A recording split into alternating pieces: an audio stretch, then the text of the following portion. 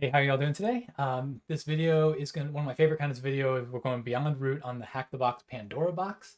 Uh, Basically, we get a web shell, well, a web shell and then a shell through a reverse shell through Apache, and it can't run SUID binaries. And it ends up not being that big a deal because you just write an SSH key, SSH into the box is the same user, and cool. Okay, now you can run SUID binaries. But this is the kind of thing where like I want to go beyond root on that and figure out what is going on. And so today we're going to dive in. We're going to find npm module or the Apache module mpm-itk, and then we're going to explore. You're even going to go to the source and find the default settings for that and figure out why. Show that it's blocking SUID binaries running as root. So with that, let's go ahead and dive in.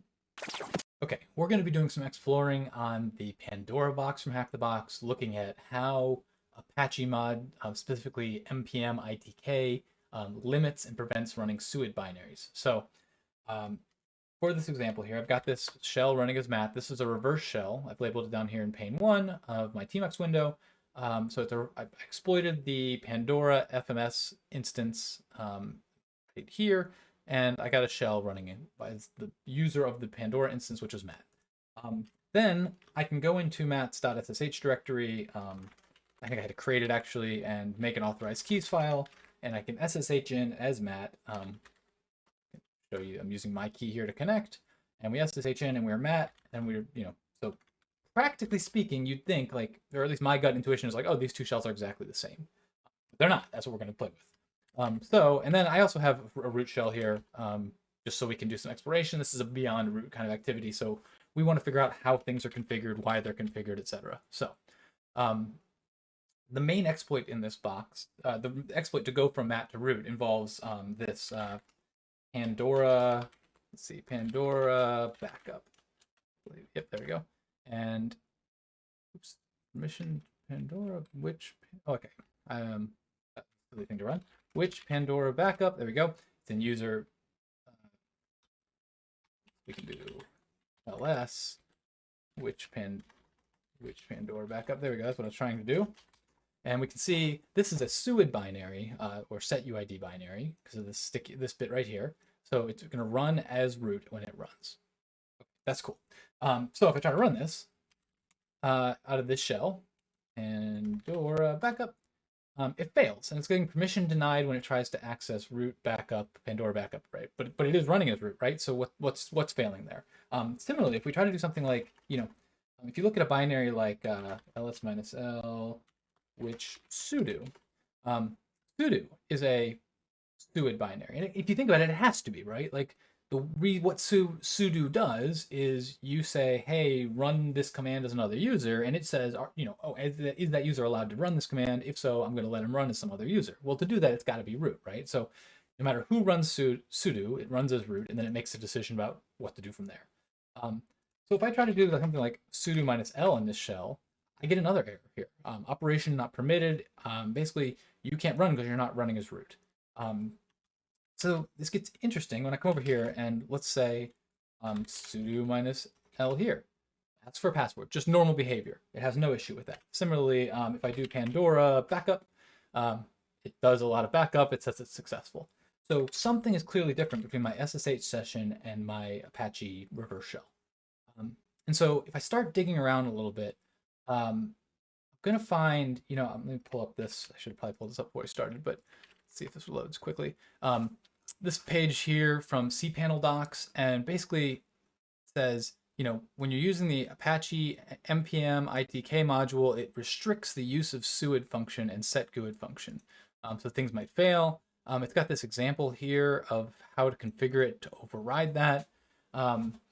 So that's interesting. I'll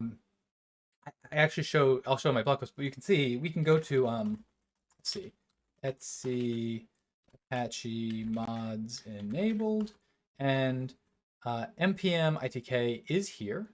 And what mpm-itk is letting us do is, let's see, we'll go to sites enabled, vim pandora.conf. It's what allows us to have a single instance of Apache running as different users. So this assigned user, that's why the Pandora session is running as Matt. Because the Pandora is running as Matt, that's how I get the shell as Matt. There is another website running as a different user. We can see VOO default. And I think there is no user specified, so this is where it gets the data user. Okay, so we've got this mpm-itk. In fact, let's go check it out right here. I'm gonna grab this and we can do mpm-itk and check out this website right here.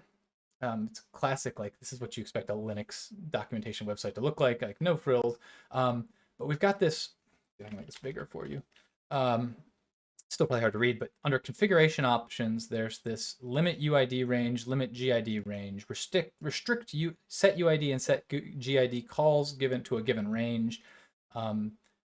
Basically, because of how this module runs, it has to run as root, so they can then run servers as different users. And so it's particularly worried about getting exploited, and then so it's going to limit who you can run it. So you can't actually run as root coming out of this. And so that's pretty cool.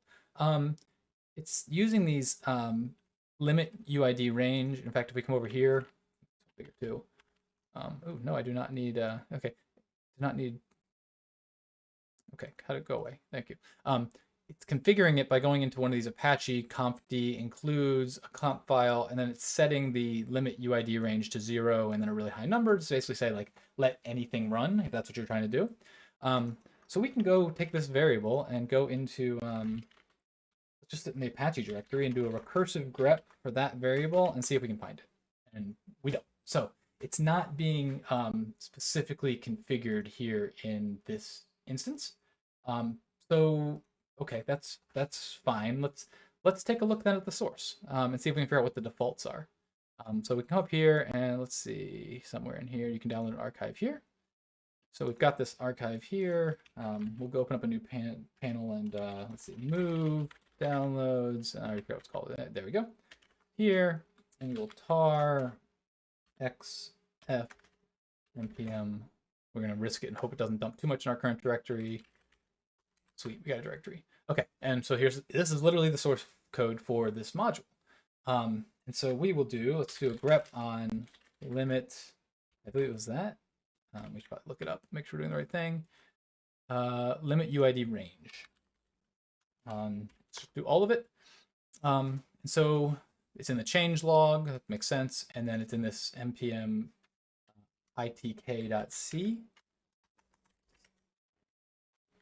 Okay, so open that up and we'll search for limit GID range. Okay, so this shows up, looks like twice in the file here, and both times it's in like error messages. But this is actually kind of cool. We can actually sort of see what's happening right here. If wanted GID, this is the group one. Oh, here, okay, right below it is the user one. So if wanted UID is less than AP-ITK min UID, or if it's greater than max UID, throw this error. And we can actually search for this, paste that in, going, looks like here on the limit UID range call, it's getting set, so I guess I can get set. If there's a so basically it's getting the context, the global, some sort of, I think, this is getting a little over my head here, but I believe here what it's doing is it's loading up the default, the configuration files and all the things that were loaded in that way. And if there's an error there, it moves on, and if not, it resets them. That could be wrong. I don't know. That's not totally sure. But here up at the very top, we got our globals, and we can see the default values at least are the max of an int and 1. So if you try to set it to anything, let's see, by this logic, if you try to set it to anything that is less than 1 or bigger than the max, which is not possible. So basically, if you try to run as root, you're going to fail. Otherwise, it's going to succeed. In fact, if we look at how this gets used, let's see. Let's see, what was I going to say? Oh, we have this restrict set UID range function. And so let's grab that real quick and look for that. Oops. And that's the only time it's called in. It's just called in here, but we can come back here and grep on star. And we can see that's actually set in this setcomp.c. Oops, that's not what I wanted. I think this is the only thing in here actually. So apply setcom filters, limit syscall range. That's not what I wanted. Here we go. Restrict SetUID range takes 4 things. It makes sure that none of the numbers are bigger than 65535, which it's just making sure there's no kind of integer overflows or anything. And then it comes down here, and again, I'm not going to go too in depth here, but it's applying it's using BPF filters, specifically the seccomp filter, and it's building it out here and applying it here. So it's putting that in place. So, okay, so we have a theory here that if that basically it's allowing you to run SetUID as anything but root, unless you configure it otherwise, which we saw on Pandora was not configured otherwise. So I want to play with that. Let's see if that's actually true. So let's go to dev SHM. And so again, the way I made this exploit is there's a path injection vulnerability here. So we want to do path. Let's see if this is here. Okay, so we want to do export path equals dev SHM :path. And so now when it tries to call tar, it's going to call my tar right here, my cat tar. I'm simply going to print my ID and then call bash. So if I do Pandora here from the mat SSH shell, Pandora backup, it calls, instead of calling the real tar, it calls my tar, which prints out my UID, which is, the user ID has been set to root. The group ID is not changed because it's set UID, not set GID. And I'm running as root here. So that worked great, right? We'll exit out of here, and we can do the same thing over here. Echo path. Okay, we don't have that, so we'll export path equals dev SHM and path. So now our path is going to use that. And so now when we run Pandora backup, we run as mat. And so this is, again, we haven't changed anything. This is exactly what we're expecting, right? We are definitely running my tar and not the real tar. But when I print my UID, I don't get this root here, okay? And that's because we believe mpm-itk is blocking running as root. So to test this, let's go over to 3, and let us do change own. There's another user on this box, Daniel. So we'll do change own Daniel root. Oh no, Daniel mat. Before we start, let's see, ls user bin Pandora backup, and let's do -l. So this file is currently owned by root in the mat group. It can only be executed by mat group or root, and it runs as root. So that's to prevent me when I get my first shell as Daniel, I can't just skip to this step. So what's going to happen? Let's see. What if we do a change own to Daniel root? So that'll set this to Daniel. Oh, not root. We want to change Daniel mat, so Matt can still run it. User bin Pandora backup. Okay. You'll notice if we do our ls-l again, when you change the owner, it clears the SUID. So we're going to want to do the SUID again. I'm going to actually start doing this in one line so I can make it easy to change in the future. Oops, so we change on that. We now change mod 4750 to match what it currently is. User bin Pandora backup. And then we'll just put an ls-l at the end here so we can look at it. Okay, so now we've changed it so that it's owned by Daniel. Its group is Matt. It is SUID, etc. So let's do our kind of base case first here. What happens if I run this as Matt? Cool. I get a shell as Daniel, and my ID is Daniel. I get a shell as Daniel. Perfectly what we expect. So if our theory is correct, and we're only blocking SUID calls to root, we should also be able to get a shell as Daniel here, and we do. In fact, that's pretty neat. We can actually, I won't belabor this too much longer, but we can come up here and change this to, let's do vim etc password. So the very lowest one that's not root is daemon. So let's try that, see if we can get UID, user 1.